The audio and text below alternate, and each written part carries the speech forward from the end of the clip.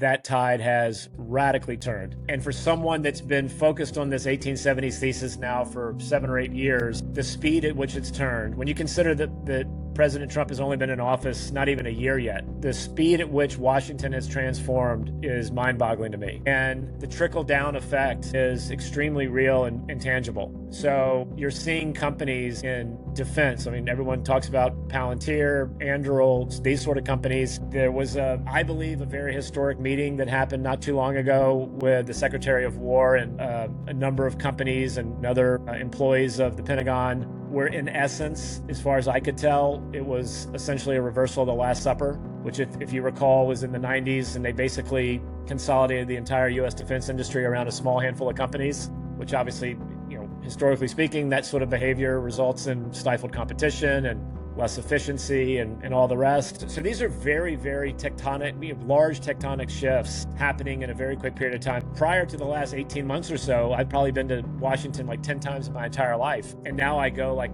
pretty much every week or so because you can actually get things done. What I mean by getting things done is you actually have very engaged, very competent people that are patriots, and they're smart, and they could be doing a lot of other things with their time that would be far more lucrative. They want to get the country back on a beautiful track. Let's go!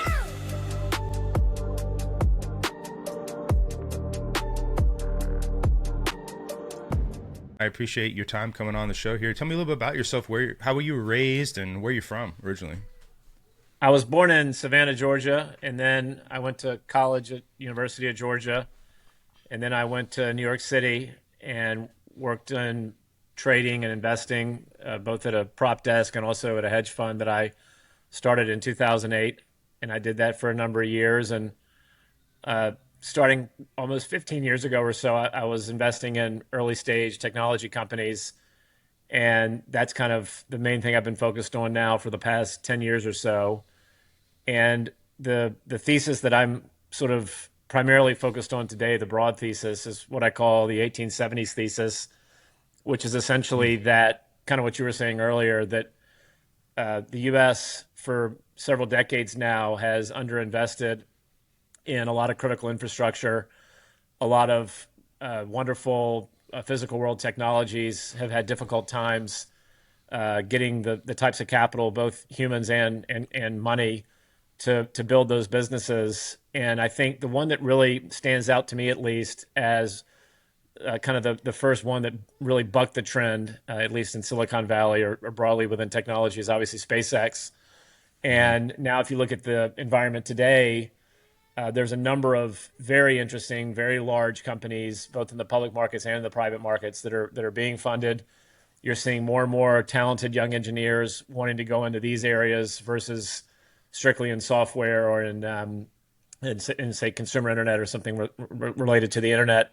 So it's very exciting to me that there's a very real push that I think has just begun, really, to modernize the physical world. And what's enabling that, as far as I can tell, is a few different things, but primarily from a technology perspective, it's that a number of these technologies are actually getting up their curves at roughly the same time.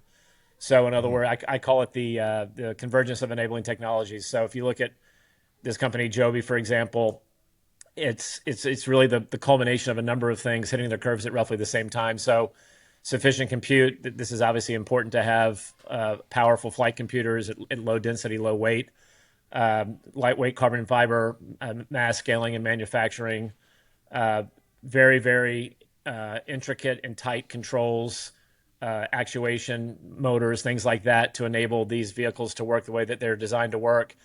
And perhaps most importantly, at least for the first generation aircraft, the increase in battery density. So when the founder of Joby first had this idea in the early 90s, battery density was something like 40 or 50 watt hours a kilogram. And today at the pack level, it's north of 300. So you actually have the ability to make a electric aircraft with the types of specifications of this aircraft. You have the ability to actually make it work from a powertrain perspective. So that's primarily where I'm focused, and Oklo obviously falls in that category as well. Mm-hmm. No, just like any project, when the things that you're trying to do confluence together like that, when the efficiency of your project can come together that way is optimal. one of the things that I find that a lot of people tend to doubt American manufacturing now. I would say that people don't even have the appetite to take on a big project anymore. I think a lot of Americans tend to feel like everything needs to be easy or expedited, and that's really not how business works, especially manufacturing, things like that. When it comes to changing that thought process for people in the country and getting them to believe in American industry again, how do you guys deal with bottlenecks when it comes to the amount of resources and then maybe even the appetite for assistance creating things here in the United States? Yeah, there's a number of different ways to, I think, answer that. I think a lot of it is just mentality, frankly. You had this globalization move starting 50 years ago or so, and it became difficult to start your career in a traditional manufacturing sector because so many of those jobs were already starting to move overseas because of lower Right. cost labor and things of this nature. So it's just a difficult place for someone to feel comfortable that they were going to have a skill that they had developed through some combination of school and learning on the job, that skill was actually going to have value over the course of their lives because so much of the movement was significant outflows of these manufacturing jobs. I think Mm-hmm. now that is completely reversed, and it's in the very early stages of doing that. I think a lot of it is a complete rethinking at sort of the highest levels of government, starting with the president, that these are critical technologies. These are that tend to result in things like national security issues and things of that nature. And frankly, to me, in many ways, it's just much more logical to have supply chains and manufacturing capacity be domestic. There's a number Mm-hmm. of reasons why it makes a lot of sense. So it's not simply the equation of old, where it was simply calculating how much it costs to build something on a per hour basis here in the US versus somewhere like Mexico or Vietnam or China. That equation is now radically incomplete. There's many more components that have to be factored in. And I think that's changing the calculus quite considerably. The other big issue, which again really started to accelerate as far as I can tell in the 70s, call it 50 years ago or so, Mm-hmm. was the influx of a tremendous amount of new regulations, the federal level, the state level, as well as the local level. So some of the bigger things that I think are still coming to pass will be significant relaxation of things like permitting rules. Mm-hmm. When you think about real applications of AI that I think are going to have very tangible upside and value, it'll be the ability to use AI tools to substantially streamline a lot of these processes, permitting in particular. And so when we talk about nuclear is kind of, to me, is one of the best case studies of this sort of U.S. apathy that we've all been dealing with for a long time now. And uh, the way that I personally think about the nuclear industry is it's one of the most significant own goals ever, frankly, as far as I can Mm-hmm. tell. This is an industry that the United States obviously created back in the 40s. We owned it very considerably in the 50s and the 60s and even into the 70s. And then we started radically regulating it. And what that resulted in was not only the reduction of the number of reactors that were built. So if you go back prior to 1978, there were 133 reactors built in the United States. And since 1978, it's been two. So the industry has basically been dead for 50 years, more or less. And so all the knock-on effects are pretty predictable. You're going to have less smart kids going into nuclear engineering. You're going to have a lot less capital, again, both humans and money. Like, who wants to fund a project when the regulatory path is so uncertain Mm-hmm. and the track record of the regulators is so poor in terms of actually approving things? And then all the knock-on effects continue, not just from the reactors, the construction of reactors themselves, but to the entire supply chain. So, for example, everyone I think understands about the enriching of nuclear fuel. There's another process, which is the conversion from yellow cake into a gas. Those are called conversion facilities. The United States has one conversion facility, and it was built in 1958. Oh So wow. it really starts at the raw material itself. Several states in the United States, including a state like Virginia, for example, have banned uranium mining. And the largest uranium, the largest uranium mine in North America, outside of Cigar Lake, which is in Canada, is in Southern Virginia, and it's illegal to mine it. Um, so, so the mining has been substantially underinvested, again, a lot because of regulation and rules and laws. Then it goes through the entire supply chain, conversion, enrichment, and then the actual production of the facilities themselves. And there have always been two major knocks on the nuclear industry. The first one, I think, is pretty easily disproven. And the second one has been historically true, but the idea behind small modular reactors like what Oklo is doing, I believe at scale, will prove the second one to be untrue as well. So the first one is that these are just unsafe technologies and they're very Right. dangerous. There's a tremendous amount of information, tremendous amount of history that pretty easily debunks that. So it's really narrative versus reality. The second one that has historically been true is the actual cost per kilowatt hour. So these have historically been non-competitive with things like coal and natural gas and even oil to some extent. And a lot of that is because of the construction costs. So to make a return on these facilities, you had to charge much higher prices to the grid, and a lot of that is because these facilities were all mega facilities. These are all gigawatt scale facilities. They were bespoke. They were one off. They were cost plus contracts. They're heavily regulated. There was almost always a cost overrun, almost always an extension in terms of how long it took to actually construct these things. And of course, that results in the end game being higher utility prices. So the whole idea is that Wright's law, like any other industry, is going to kick in as you start to build more and more SMRs, and you're going to get down the unit economics. And what Oklo has stated is, at scale, we believe we'll be able to deliver energy to the grid, electricity to the grid at something like 4 cents a kilowatt hour, which will be very competitive with all of the sources of energy. It's also not intermittent like some of the renewables obviously are. There's a very, like in my personal view, there's very much a national security angle to it. This is an industry that we should be, as a country, experts in and actively involved in for a lot of reasons, on top of just producing electricity. So that to me is where things seem to be headed. What the president signed in May of 2025 last year, the four EOs were the biggest thing that's happened to the nuclear industry, I believe, from a regulatory perspective in 50 years. And so when you put it in context, we haven't even had a full year sunset on those proclamations, but the movements have already been substantial. So speaking specifically about Oklo, Wonderful. um, you may have seen last Friday we announced, along with Meta, that Meta Hmm. is going to partner with Oklo on a campus in southern Ohio. That Oklo has already purchased the land from Sodai. It's about a 200-acre campus. That campus at full capacity would be about 4 gigawatts of electricity, 4 gigawatts of power. The initial transaction we agreed to with Meta is up to 1.2 gigawatts, with the first two reactors, which would be 16 reactors, by the way. These are 75 megawatt reactors. So the first two, which is 150 megawatts, Meta's agreed to prepay for that fuel. And I think that's a Wow. very big thing, because not only does that, the fuel is, in the early days, the fuel is going to be the single biggest constraint on top of the regulatory piece. And so that prepayment is a very big deal. And also, when you consider the timeline being that the first turner on is going to be in 2030, you have a very large hyperscaler like Meta taking a long-term view on where energy production is going to come from.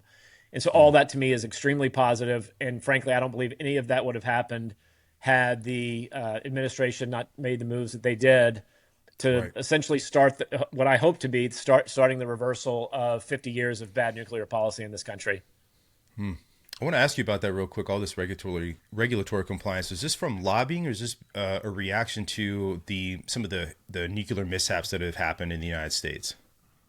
Well, a lot of it started, I think, with Three Mile Island, but that's a Okay. red herring, Hmm. because Three Mile Island, Chernobyl, Fukushima, none of these reactors are the form factors that we're talking about here today.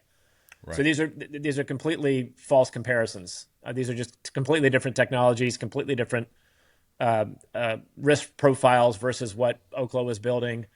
So to me, the better case study is something like the Navy fleet. Both the carriers and the Hmm. submarines. I sort of half joke with people, you've never heard about a meltdown on a sub or on a carrier because it's never happened. So this is Right. very proven safe technology. But that's certainly, the timing of the NRC being created in 1974 and then 3 Mile in 1979, resulted in a lot of bad press and a lot of strong anti-nuclear lobbying. But Yeah. like we found in a lot of these cases, and I don't have any direct proof of this, but this certainly wouldn't surprise me. A lot of the movements that you saw in the 60s and 70s in the US, as I'm sure you know, were being Hmm. funded by overseas adversaries. Yes. In those days, it was primarily the Soviet Union. So it wouldn't shock me at all if a lot of the anti-nuclear funding was coming from some foreign source. The Sure. other thing that's been So sort of an interesting marriage, if you will, historically, is this odd marriage between the nuclear, excuse me, being adverse to nuclear, is this odd marriage between environmentalists, sort of hardcore left wing environmentalists, right. and the oil and gas companies. Hmm. So you've had a variety of things conspiring, and frankly, I think that there just wasn't, there wasn't any sort of institutional pushback on that because of what I was saying earlier. It wasn't that competitive from a cost perspective. So there wasn't a tremendous amount of capital being formed, both talented humans as well as money to go after these projects because there were a number of other sources of energy that were abundant and relatively cheap.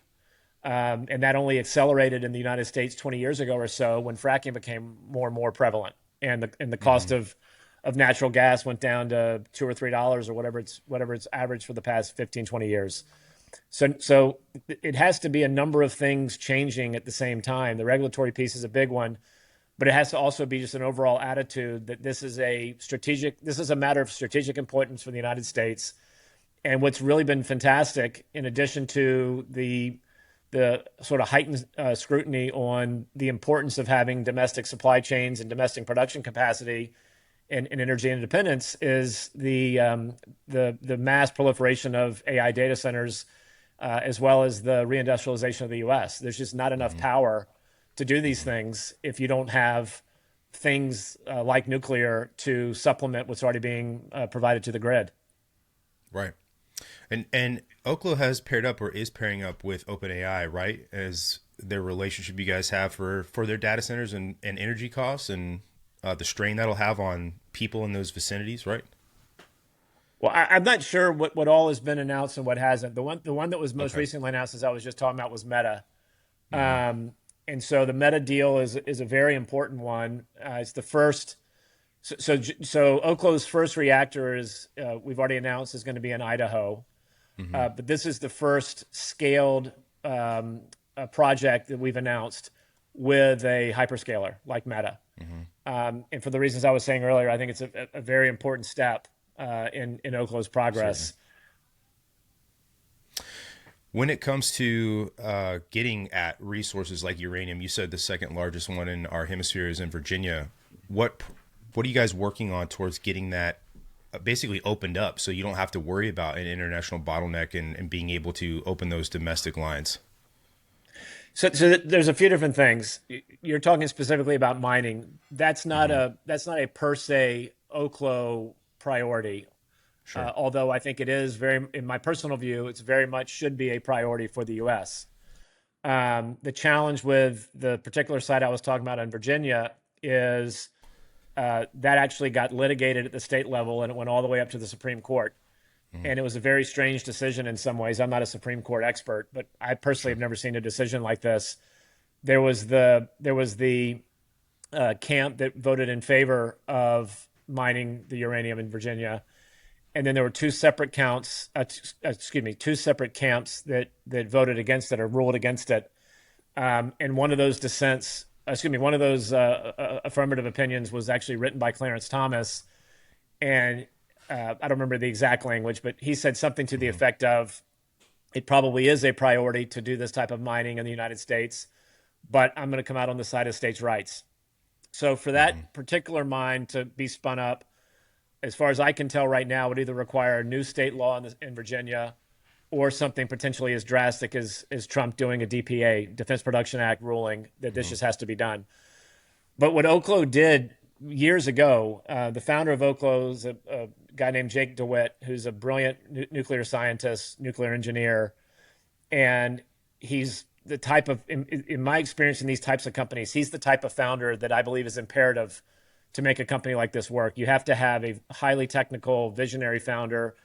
All these lessons that you can learn over the years studying companies like SpaceX and Tesla, you have to have those things. It has to be vertically integrated, in my opinion. So all those facets are in place at Oklo. And one of the design decisions that Jake made years ago was that the reactor that Oklo intends to build and is building will be what they call a fast reactor. And the Hmm. reason that design decision is so critical, given where we are today, is a fast reactor is much more nimble in terms of the types of fuels it can use.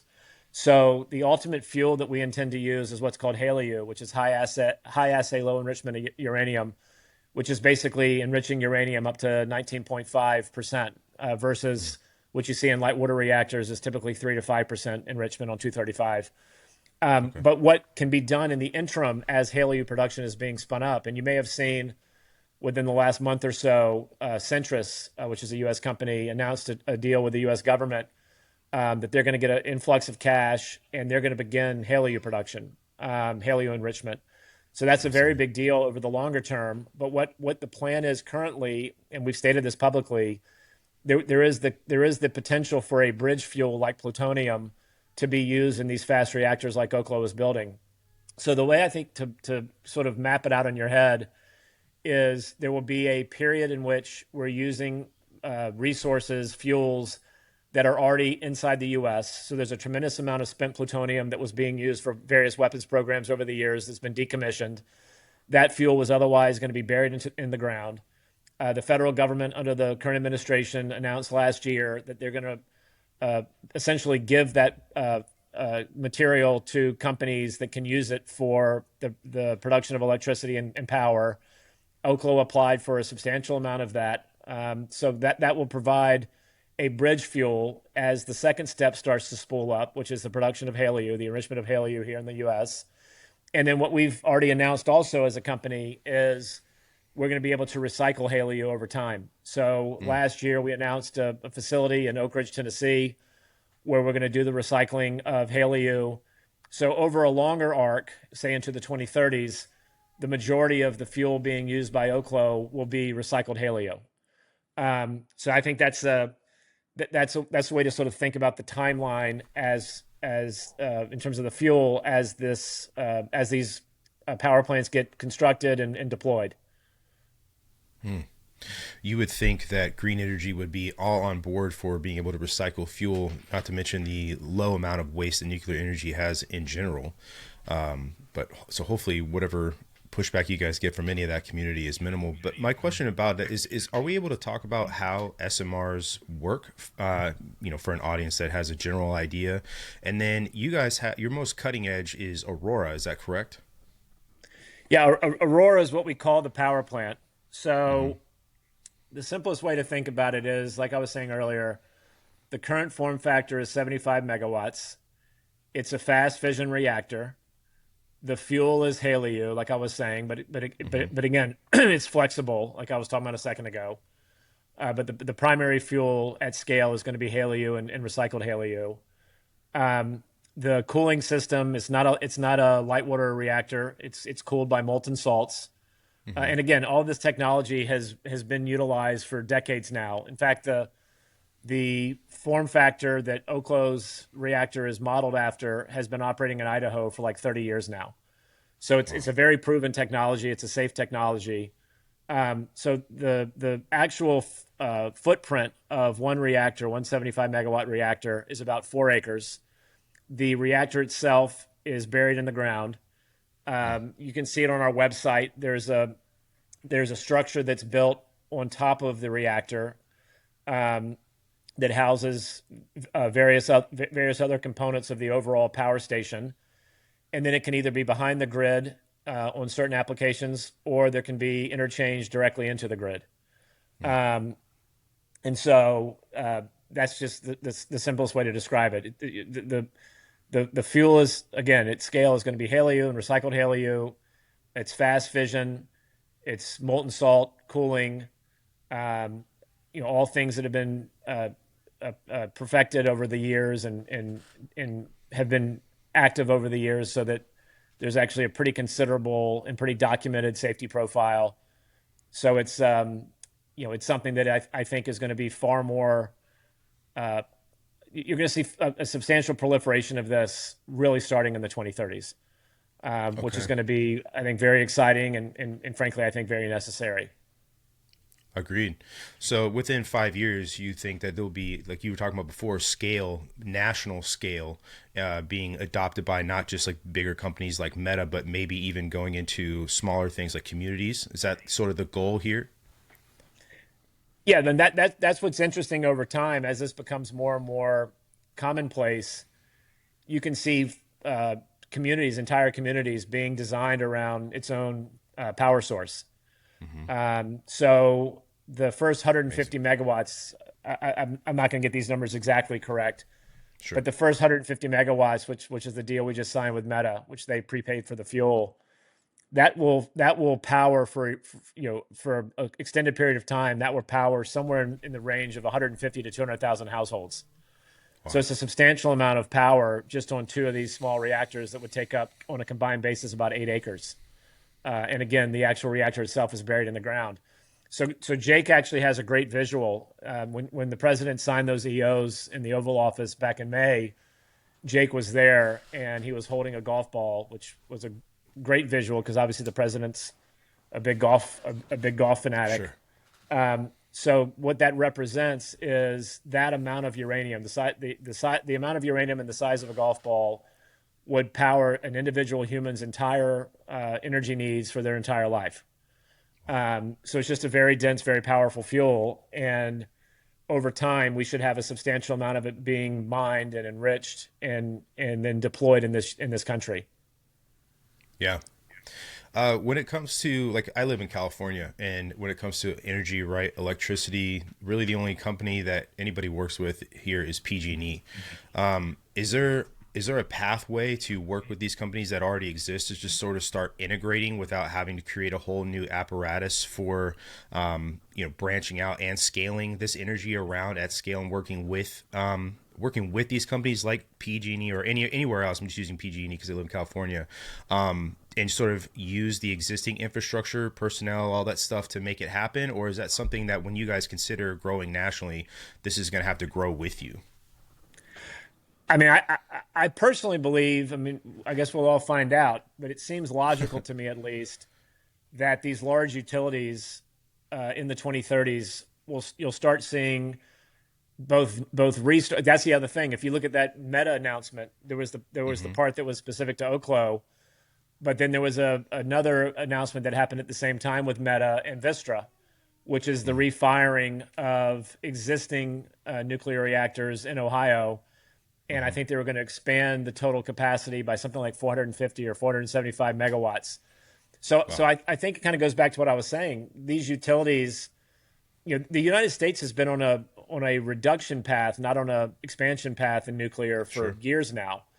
So I think these utilities have probably logically and rightfully probably in terms of business planning have just been de-emphasizing it because that's the trend we've all been on, especially when you go to overregulated states like California. Mm-hmm. In fact, like I was saying earlier, the only two new starts in the United States have been in the past 50 years was Vogel, which is in South Carolina / Georgia. Mm-hmm. So there just really hasn't been an emphasis on this. But I think as this production capacity starts to come online with companies like Oklo, to me it seems logical that will become an increasing part of all the major utilities generation portfolios. Mm-hmm. And I don't know PG&E as well, but a friend of mine is the CEO of Sempra, which is in San Diego, Okay. and I've toured that facility, and they're very forward thinking uh, on not just what they're doing today, but on how things are going to evolve over the course of the next several years, decades, et cetera. So this isn't specific to nuclear, but they have some trailers that I was able to tour where they're Mm. producing hydrogen as a fuel Yeah. source. And hydrogen is something that Joby uses, for example, in the hybrid powertrain, and it Mm-hmm. has 3 times the specific energy of Jet A. Mm-hmm. And it's just a very efficient fuel that I think a number of companies are starting to experiment with. So I think in that same direction, as you start to have an increasingly adaptable and favorable regulatory environment, these companies are going to make economic decisions, and I think that will include expanding their generation capacity to include nuclear. Sure. Uh, I know that something like nuclear requires a lot of education, and then an ample amount of time working with it. A lot of the younger generation in the United States sort of feels like college isn't a pathway for them anymore. Just sort of how bloated it's become, and expensive. Is there, when it comes to barriers to entry to getting into things like this and helping to scale and really solve sort of an energy issue here in the United States? What would you tell kids coming into college or coming out of college about getting into this? Maybe as an alternative to going and getting a 4-year degree or anything like that. This is a pathway a lot of younger Americans are looking for, something outside of that college path that my generation, millennials, were sold on. I mean, I have a very specific view on college. I think it's a total waste of time. Hmm. And when I say that, I mean sort of generic degrees, business degree, pre-law, all these Sure, sorts of things. not nuclear engineering. And Yeah, especially if you're, call it 12 or 13 years and younger, I think the concept of college for kids that age and younger is going to be completely different when you start thinking about what AI is going to look like in 5 years or so. absolutely. So to me, the only argument in favor of higher education or whatever you want to call it is something extremely technical. Hmm. So, because otherwise, uh, you should just be using AI tools to start companies, and I think, by the way, you're already seeing it. Like Palantir, for example, Hmm. has a specific program for high school kids. SpaceX has done similar things. You're just going to have more Hmm. and more companies that are willing to hire, super young, super intelligent kids, right out of high school. Right. There's just going to be less and less utility for a college degree, in my opinion. Hmm. Um, but if you are talking about something as complex and technical as nuclear engineering, Yeah. having some type of program makes a lot of sense. Hmm. Be that a traditional college path, a PhD path, whatever. Hmm. Perhaps it evolves into something more like an apprenticeship where you're Mm. getting a lot of sort of real on the job training, or some combination of both. But again, specific to nuclear, if you were a student for the last 20, 30, 40 years, let's say you were very bright, this is why Jake's such an anomaly. Like, Hmm. it didn't make a tremendous amount of sense to go into nuclear engineering because it just wasn't and this is not just a US thing. I mean, outside of China and maybe France, Sure. this has been a declining industry all around the world. I mean, Germany famously, Germans. yeah, famously abandoned their industry, which to me was Crazy. obviously a very insane decision, if you ask me. So Agreed. now I think kids are gonna be like, wait a minute, it doesn't make any sense to go be a lawyer because there's gonna be a lot less lawyers 10 years from now than there are right now, if you ask me. Hmm. There's gonna be a lot less doctors. If you believe Mm. someone like Elon's view, there's even going to be a lot less surgeons. It's not just Hmm. radiologists reading X-rays, which, Right. depending on what you believe, AI can already do that better. Can already do a lot of the GP stuff better. But if the robotics continue to improve, you're also going to be doing surgeries better. So you're going to have humans Hmm. in the loop, I assume, for quite some time. But it'll Right. just be a far less interesting career and probably less lucrative. So you have to start to really think about, like, what are the skills that are harder and harder to displace. And I think that, going back to what I was saying, I think this all kind of trends in the same direction, which is there is all this stuff to me historically requires some kind of forcing function. So, when the nuclear industry first got started in World War II, you obviously had the forcing function of World War II. Now Hmm. you have this, whatever you want to call it, Cold War with China, and that's the forcing function today. And that's what's driving a lot of these policy shifts, and frankly, the reality around where's all this energy generation going to come from to fuel this AI boom, this data center boom.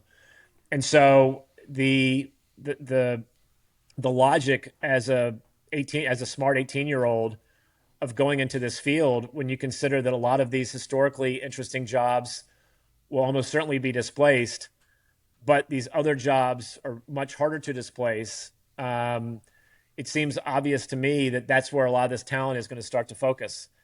And Hmm. so I think if you look at universities, 5, 10 years from now, in terms of what kids are actually working on and studying, it's going to be completely different than what it looks like today.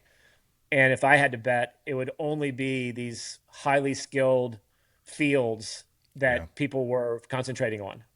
Because Yeah. frankly, a lot of these things are already worthless. We all know that. Sure. Liberal arts, all these sort of things. They Oh yeah. accumulate this massive amount of debt, and then they can't get a proper paying job. Hmm. But so much of this stuff's going to get displaced by AI that it just seems that's the trend we're on.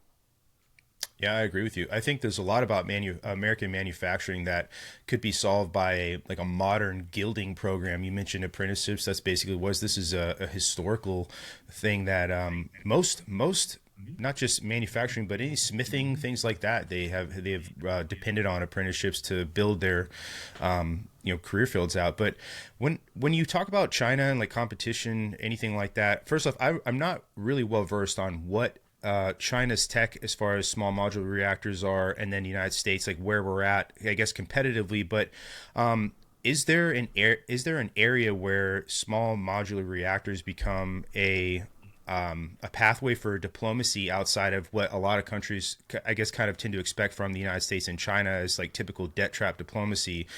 But helping out with energy, is this something that an SMR has a place in the future? Well, I certainly believe so, and that's kind of what I was alluding to earlier. Hmm. I think banning this technology is radically foolish because China is already doing it. China's Yeah. constructing nuclear plants at it's always hard to know exactly. I mean, people can quote Right. data, but you never really know what's real and what's not. But they True. are definitely expanding at a rapid clip. And I see this across a lot of things that I work on. There's another company that we're invested in. It's a private company called Zona, XONA. Hmm. And Zona, uh, the simplest way to describe what they're doing is a modernization of GPS. Okay. GPS is a massive vulnerability. I mean, basically everything in modern life that needs some type of positioning, navigation, or timing is being performed by GPS, Right. and it's relatively simple to jam. I mean, you saw that in the Middle East Hmm. when the U.S. Launched the mission against the Iranian nuclear capacity. Right. Basically, all of GPS was knocked out for some number of days. So it's relatively easy to jam. It's relatively easy to spoof. So you can tell a pilot of an aircraft that he's on such and such trajectory when he's actually on a Sure. completely different direct trajectory. Hmm. Um, and it doesn't penetrate buildings. It's got meter accuracy, and frankly, it's just expensive to maintain. So if you look at the United States, for example, I think our government spends something like $2 billion a year on ground infrastructure to amplify the signal coming from GPS because it's all in MEO. Mm. It's at a substantial distance away from the Earth. The constellation that Zona is going to create, and they launched their first satellite last summer, and it Awesome. hit all of its specs and then some. So it's been a great test bed for the initial satellite. All Mm. those satellites are going to be in LEO, low Earth orbit. So it's going to be a much higher signal strength. And then if you look at what we think China has already done on a very similar technology to what Zona is trying to do, we Hmm. think they've already got about 200 of these satellites in the sky in Oh LEO. wow. So my point is, I see this across so many different areas, critical areas, um, Okay. and, and what China has been very smart about with Belt and Road is the battlegrounds over the past 10 years that the U.S. in some ways is largely ceded, which I think with the new administration that's being tremendously reversed, and I think that's a good thing. But the Hmm. battlegrounds are places like Africa, places like the Indian Certainly. subcontinent, places like Middle East. So Hmm. if we as a country are not capable of providing this technology to these critically important regions, then China's going to do it, Certainly. and they already are doing it.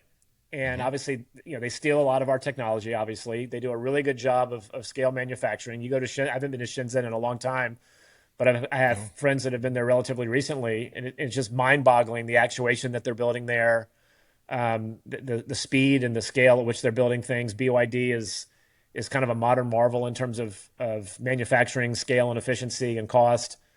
So they're doing a lot of Wow. things extremely well, and they obviously don't burden themselves. I'm not suggesting we should model our regulatory stance after China, Right. but they don't do the same type of self-inflicted wounds that we do, Yeah. because a lot of this stuff is frankly overburdensome regulation.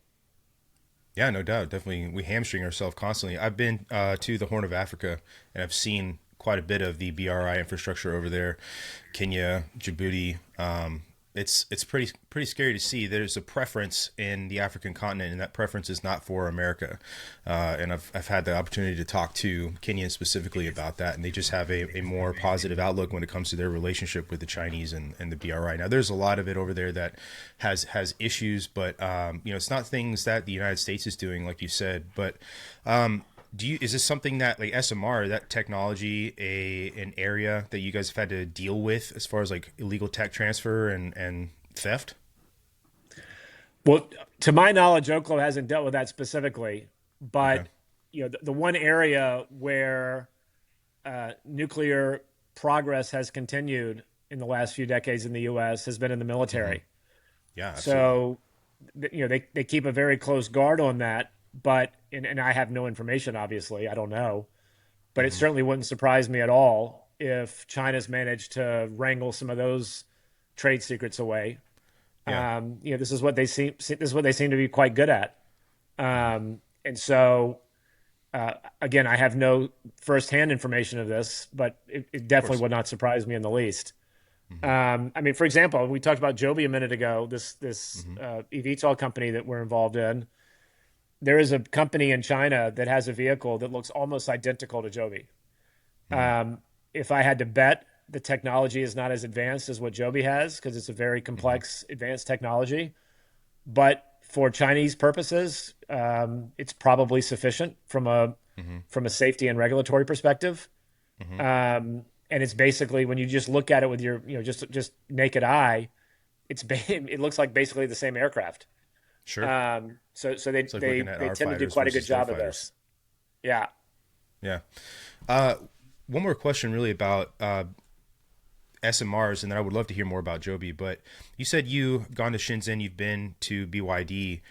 You talked in general, right, about like what they're doing better. Is there anything when you go there and you see with your own eyes that specifically you're like, man, I wish we could adopt this practice or adopt this, mechanically here in the United States, but aren't able to?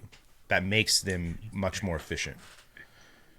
Well, I mean, I think that has been uh, tremendously overlooked for a very long time.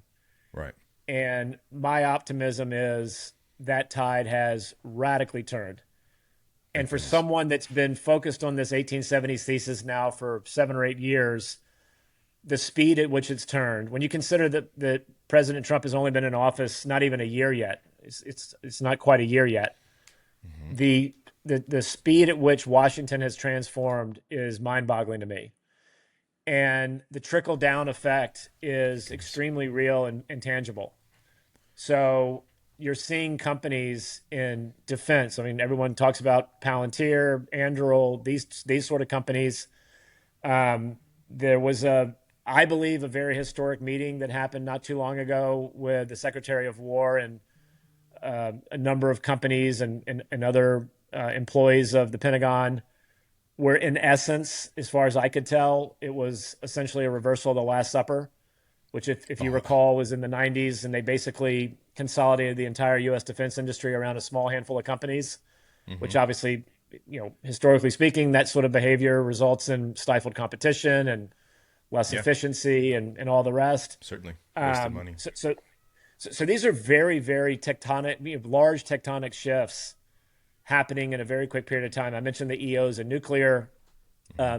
Again, speaking of eVTOLs with Joby, the president signed an executive order last year that resulted in this program called EIPP, which is essentially going to be a pilot program that's going to start this summer for companies like Joby to fly their aircraft in the United States prior to final certification from the FAA. Wow. And then just in terms of the way these agencies behave, some of the people at FAA that we had during the last 4 years were great. I mean, some of the people that actually worked there day to day, they were fantastic. But the leadership was some combination of incompetent and apathetic. Hmm. Now you're dealing with a complete 180. Secretary Duffy, the DOT secretary, Outstanding. is extremely engaged in his job, is very, very focused on modernizing our air traffic control system, modernizing the types of aircraft that integrate into that ATC. And it's all happening at a speed that I think is positively surprising a lot of people, including me. Like I tell people just as an anecdote, if this is any indicator, I think this is a pretty good directional indicator. Prior to the last 18 months or so, I've probably been to Washington like 10 times in my entire life. And now I go like pretty much every week or so Wow. because you can actually get things done. And it's not, this isn't to suggest that it's like a lot of favors going around. That's not what I'm saying. What I Yeah. mean by getting things done is you actually have very engaged, very competent people. You had Doge, you have new people in various parts of the government that are patriots and they're smart and they could be doing a lot of other things with their time that would be far more lucrative, but they want to get the country back on a beautiful track. Yeah. And it's just an amazing environment. And sometimes you have to remind yourself, like someone like me, that it hasn't even been a year yet. So that That's results outstanding. in quite a bit of optimism for me. Yeah, no, optimism, reassurance, all that stuff. I like to say that the United States says all the time, and people use it as its excuse, like, oh, that's stolen tech from the United States, the Chinese steal tech. But in 100 years, if we can't build things faster than them, their historians will look back and say, oh yeah, Americans complained about tech theft, but it happened, and now the Chinese surpassed the United States, so all that complaining really is irrelevant. I'm interested to hear about Joby, and you mentioned helium as a fuel source. What makes Joby so Hydrogen. unique? Hydrogen, excuse me. Thank you, I appreciate that. Yeah. What makes Joby so unique, and what is the overall intent here with this? Well, I think it starts with what I said a minute ago. I've looked at a number of these companies over the years, and I learned so much specifically from SpaceX. I invested in Mm, SpaceX about 10 years ago for the first time, and I've continued to invest in it over the years since then. And the learnings you can get just as an individual studying a company like that, and also studying a company like Tesla, which is designed in much the same way, not surprisingly. And mm, the good thing about Tesla as a public company, there's a lot more information about it in the public domain. So, this is out there for anyone to study. So the things that I think I've learned over the years looking at these companies is there's table stakes that are required to make these technologies not only come to life but also to be scaled. mm. It starts with the founder. It has to be a very inventive, very technical, sort of visionary founder. And so if you look at Oklo, I believe that Jake definitely personifies that. And you look at Joby, JB personifies that as well. JB is like a natural inventor. This is just how he is. This is what he does. That's awesome. So you have to have that sort of thing, in my opinion, to make one of these kind of companies actually work and scale. The other thing you have to have, in my opinion, as table stakes is vertical integration. It just doesn't Mm, work otherwise. So if you look at Joby, Joby's building a conforming aircraft, meaning it's conforming to FAA standards. So if you think about a complex supply chain, you tell all of your supply chain partners at the outset, we're going to design a vehicle based on these specifications, and they sort of gear themselves up based on those specs. And then as the company goes through the certification process, it realizes there's design changes that have to be made. That all has to then flow through the entire supply chain. It's just too complicated, in my opinion, mm. and frankly, it's inefficient. And Right. so the beautiful thing that happens if you're able to make one of these technologies work, which is obviously a lot easier said than done, but if you're able to do it and you're doing it in the fashion that I was mentioning earlier with vertical integration, you end up with multiple companies in one. So you see that with SpaceX today. You see that with Tesla. I believe you're going to see that with Joby. I believe you're going to see that with Oklo. We've already announced that we think that our first revenue is going to be in 2026, and it's not going to come from power generation. It's going to come from radioisotopes. And Wow. that's an extremely exciting market, in my opinion. So these companies end up looking somewhat similar if they work. And again, it goes back to that sort of table stake formula: a inventive founder, technical founder, coupled with vertical integration. You end up with all these various business lines embedded inside the same company. So in terms of the way these things are valued, if you look at Tesla, for example, these are DCF companies, discounted cash flow companies, for a very long time. And so Tesla from 2013 until 2019, the stock went up about 20x. And Mm, that was off of a starting market cap of north of $10 billion. So 20x was meaningful amount of market cap that was created in that span of time, 2013 to 2019. the company burned like $7 billion during that time. So obviously, it wasn't being valued on revenues or cash flows or anything like that. It was being valued on some type of DCF concept. And so you can see that across a number of public companies today. People love to say, "Oh, Palantir trades at whatever 200 times EBITDA or whatever the hell they say." So I say to my friends, I'm like, nothing trades at 200 times EBITDA. And they're like, yeah, it's overvalued. I said, no, that's not the point I'm trying to make. Nothing trades at 200 times EBITDA. In other words, it's not trading on EBITDA. Yeah, you can calculate that, but that's not what it's trading on. So I think that's what's going to happen with Oklo and with Joby. It's already happening today, and I think that'll continue. These markets that these companies are addressing are so huge.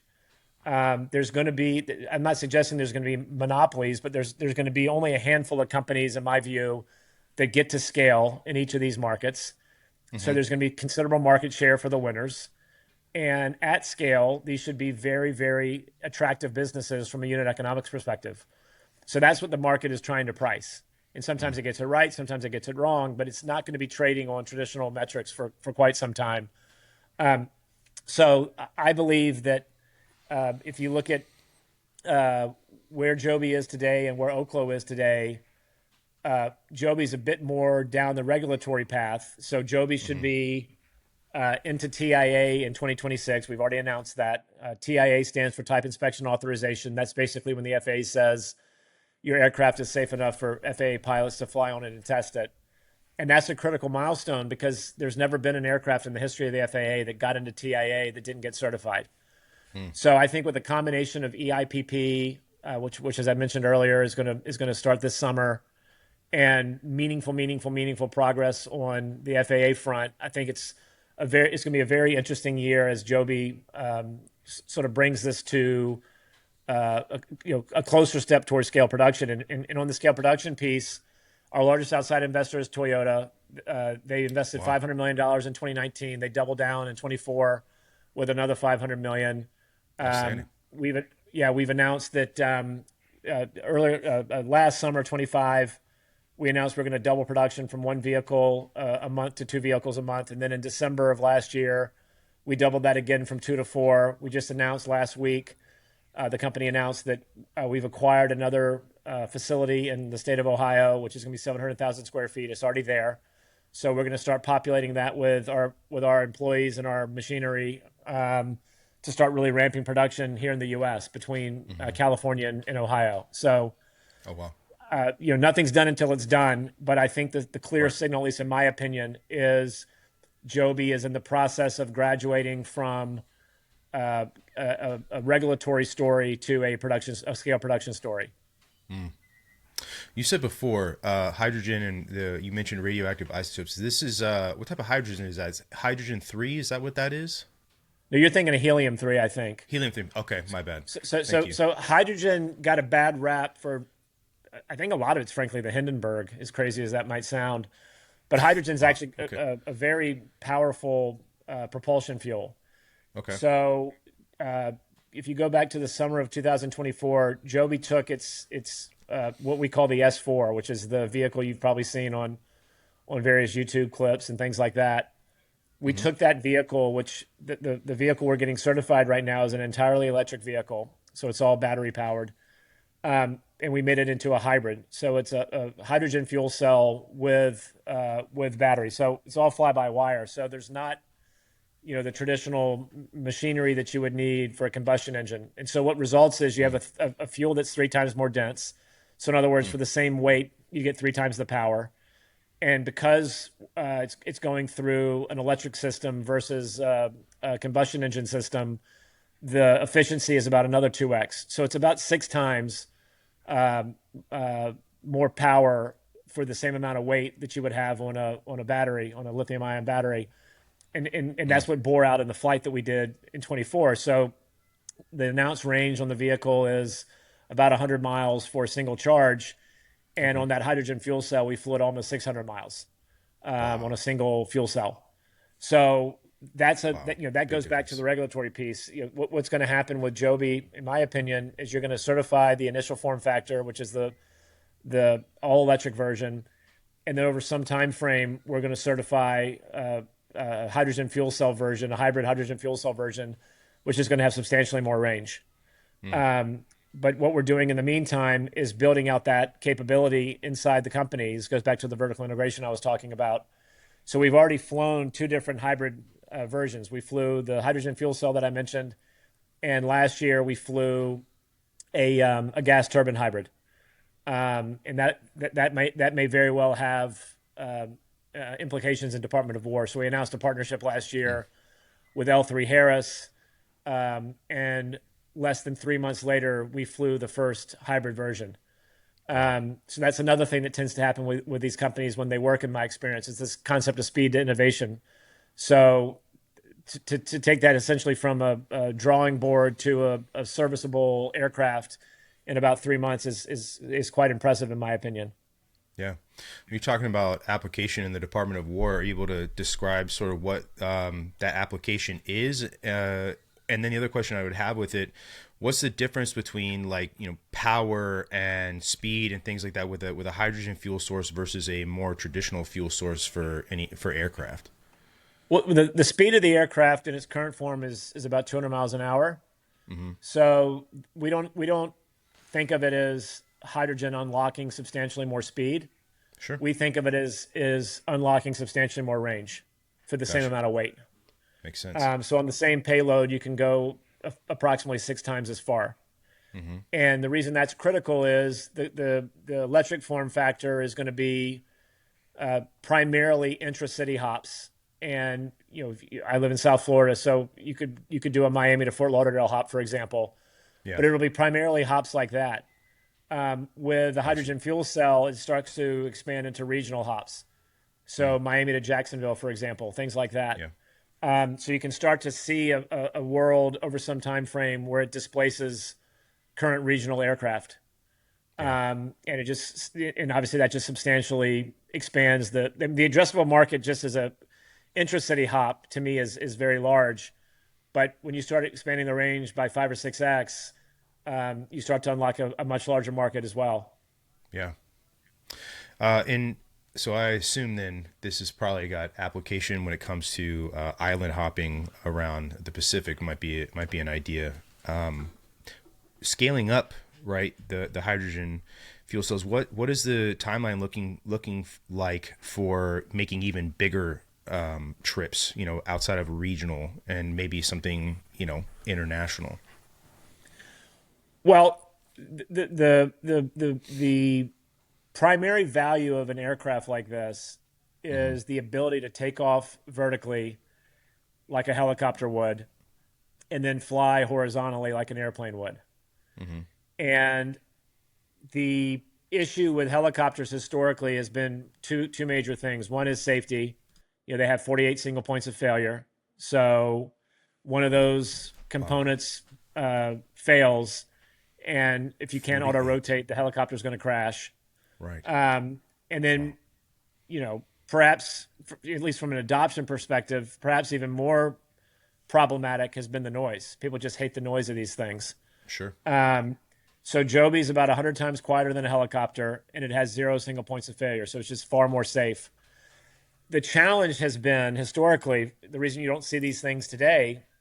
Even in the military, you have the Osprey, but the Mm-hmm. Osprey has a not a pristine safety record, um, No and it's doubt. also very challenging to fly because it's a combustion engine. It's not Mm. fly by wire. It's mechanical. So if you talk to an Osprey pilot, the act of transitioning an Osprey from uh, all the lift being provided by the propellers to the lift being provided by the wing is a physical Mm-hmm. act. And once the pilot begins that transition, they can't stop. So Mm. the one of the holy grails in aviation, if you talk to aeronautical engineers, for example, they'll tell you it's very, very, very difficult to perform a piloted transition. Okay. And that's why Joby's the only company that's been able to do this. And the reason that's difficult from an engineering perspective is, again, you're going through this messy period, this dirty period, where 100% of the lift is being provided by the props as you take off, to 100% of the lift is being provided by the wing as you orient the propellers from fully vertical to fully horizontal. And so that Mm-hmm. period in between, where it's x1 minus x, is where it gets messy. if you talk to our test pilots who have been flying this vehicle on a piloted transition basis now for a year or so, they tell you I can put it in that messy state and just sit there and the vehicle just flies. Wow. And it's actually almost like it's like a very moving experience for these pilots because it almost defies logic that this flight can be that smooth while you're going through this messy period from a aeronautical Wow. engineering perspective. Um, and so that capability is what enables the intracity hops to be real. It's Mm. safer. It's far quieter, but it also can actually be done. So it can be and it can be done safely. So that use case from say 100-mile range to 600-mile range makes a lot of sense. Hmm. Um, there's not a current use case for like a substantially expanded Sure. um, a path to say the U.S. to Europe or something like that. That's not going to be on a form factor like this. Makes So sense. so what this is designed to be is more everyday travel. Gotcha. So the average person is driving whatever it is. I don't know what it is exactly today, but call it 45 minutes to an hour each way every day. This is Hmm. a huge unlock for those people. The average person that might say, well, it's only a 4-hour drive, I'll just drive it, for them to be able to take a hydrogen fuel cell powered Joby from, like, again, from Miami to say Jacksonville instead of driving it, that's an unlock. So, Hmm. so those are the types of things that this will be replacing. It's not going to be replacing like intercontinental travel and things like this. Sure. No, that's amazing. Well, I appreciate your time. One last question for you before you can bounce. But if you were talking to somebody who was looking to get into what you do, whether it's Joby or with small modular reactors, what would you tell them that they should look at first to set themselves up for success to break into these cutting edge technologies? Really.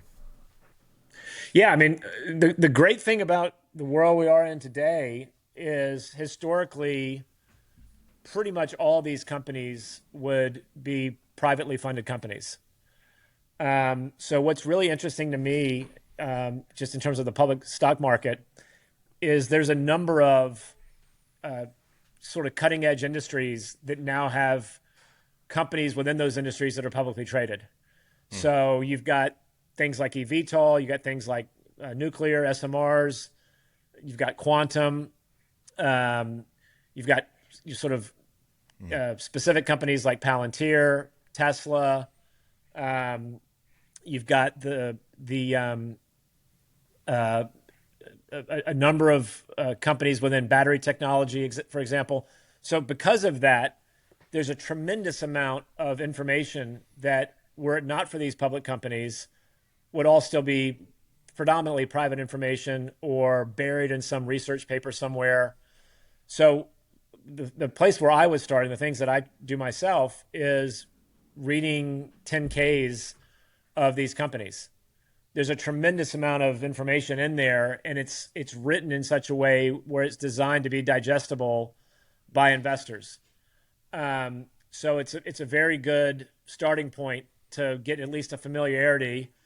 And then as if someone wants to go far deeper, I mean, I personally get almost all of my information these days from some combination of LLMs and Twitter or Sure. X. Absolutely. So you can find various accounts on Twitter that do tremendous deep dives. In the case of how do LLMs work, you've got guys like Karpathy that make 3.5-hour YouTube videos. That's, to Hmm. me, is like a great service to the world. That this is like Right. publicly available. So if you can Yeah, it's carve out incredible. 3 hours, you can 3 hours later, you're going to probably be the smartest of your friends in terms of how an LLM is actually built and how it actually works. Hmm. So there's just so much of this stuff that this goes back to the college thing. Like I tell all these friend of mine who have teenage kids, like, my kids are young. So when they get old enough, I'll tell them the same thing. Like, you don't need anyone to teach you this stuff. Like, this stuff is Yeah. all out there. And Self motivated. as these sort of AI assistants get better and better, kind of goes back, back to what I was saying earlier about college. Like, why bother learning from a professor who has all of his shortcomings and biases and everything else when you can talk Yeah. to a PhD level expert that's just going to tell In your you like it pocket. is. I mean, it seems pretty obvious to me personally. So that's where I spend my time trying to, it's a constant struggle, by the way. Like you're never going to be like a true expert. Yeah, You're just absolutely. trying to get, at least the way that I think about it, you're trying to get as close to the metal as you can, and it's a constant struggle to say, somewhere near the state of the art, because all these things are moving pretty fast. So Hmm. it's exciting, but it's also a lot of effort to try to stay somewhat intelligent on it. Yeah. There's a lot of incredible information. I appreciate you taking the time to talk to us. Highly intelligent person. Where, if someone wanted to find you guys, Joby, Oklo, and just learn observationally, where could they go, website wise, anything like that? Well, a couple things. Joby's the ticker is JOBY. Oklo, the ticker is OKLO. Hmm. Another public company that we're heavily involved in that I didn't talk about is called Aurora, which is AUR. Yes. That's self-driving trucks. People talk about AI, and I think we'll see what happens. Here's I don't know if I'd call this a prediction, but here's what might happen in 2026. I've believed, and I don't think this is a unique view. I think a lot of people think this. I've believed for a long time the most valuable application layer for AI is going to be physical world AI applications in the physical world. So Hmm. I think most people today, when they hear the word or hear the abbreviation AI, they think of things like GPT, large language models, that sort of thing. Hmm. Maybe they think about agents or something like that. But these are basically software tools. Um, I think that a company like Aurora is something that maybe the market starts focusing on this year, because this is one of the more advanced applications of AI in the public markets, at least that I'm aware of, where you're basically taking sensor data from radar, lidar, cameras, et cetera, and converting that into inputs to the Aurora driver, which is essentially a trained model for self-driving trucks. Hmm. So it's one thing to see a Waymo, which is, I think, becoming more and more commonplace for a lot of people. It's another thing to see a giant semi truck with nobody in it, which you could see right now if you're driving between Dallas and Houston, like as we speak right now. Wow. So I guess we'll see what happens, but that's another one that's out there. So they're all public companies. They all file obviously SEC filings. There's also a lot of press releases and other types of media. Um, but the other thing, I don't know exactly, everyone in your audience obviously, but we've had a number of accounts on Twitter who have done incredibly good work. There's one called Let's Talk Joby. There's a firm called Hunter Brook that has a Twitter account. Um, there's a guy named I always want to say King Tut, but that's not what it is. Like Tut Capital Okay. or something like that. Okay. So there's a few of these accounts that have done really good work, just like independent people doing good work on these companies. And so we've actually invited some of these guys to our facilities in California, Awesome. so they can actually walk. They can walk the manufacturing floor. They can talk to some of the engineers. Depending on when they're there, they might see a test flight. So depending on who listens to this, if that's ever something they're interested in, we're trying to not only reach out to the traditional market participants like institutions, but also to just retail people that are active on Twitter that are passionate about this, because that's going to be a core part of a loyal investor base we hope to develop over the years. Yeah. Well, outstanding. Thank you again for your time. I really, really appreciate it.